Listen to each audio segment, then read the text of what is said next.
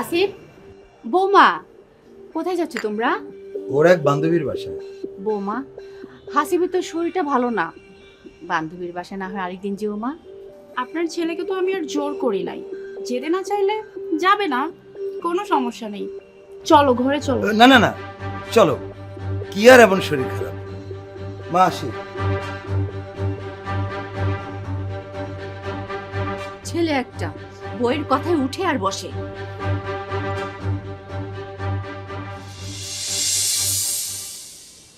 আঞ্জু, সাদিক, কোথায় যাও তোমরা? ওর এক বান্ধবীর বাসায়। একটু আগে দেখলাম শুয়ে আছো, বললে তোমার শরীর খারাপ, বিকেলের নাস্তাটাও তুমি করলে না। কি করবো বলেন, আপনাদের মেয়ে যেতে চাইছে। চলো আসি। একটা ব্যাপার দেখে আমার খুবই ভালো লাগছে। কি?